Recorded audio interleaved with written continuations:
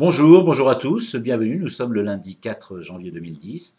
Alors, bon, je viens de regarder Éric Besson qui essaye de justifier le flop du débat sur l'identité nationale, flop qui pour lui est un succès. Mais bon, c'est une habitude, hein, puisque selon lui, il a toujours été honnête, traîtrise connaît pas. Enfin, je ne veux pas parler de Besson, évidemment, c'est trop minable.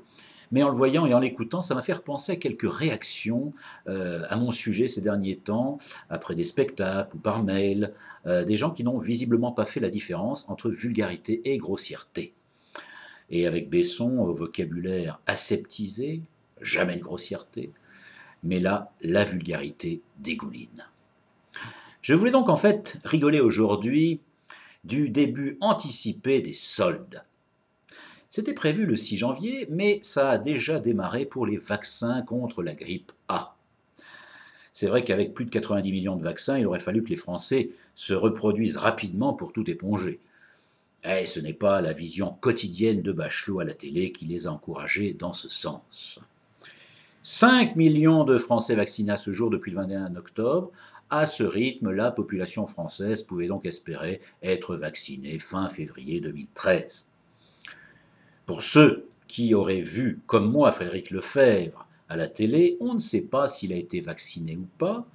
En tout cas, le neurone qui lui sert à porter la parole de l'UMP était déjà dans cet état avant l'épidémie. Alors maintenant, on solde. Le Qatar, 300 000 vaccins, peut-être 2 millions pour l'Égypte, l'Ukraine est également intéressée. Alors par contre, on n'a pas de nouvelles des labos qui se sont fait des nouilles encore. Normalement, dans le commerce, il y a des gestes commerciaux. Là, pas de reprise. Les labos encore moins fiables que les garagistes. Et pourtant, je ne suis pas sûr que ce qu'ont vendu les labos pharmaceutiques tiennent bien la route.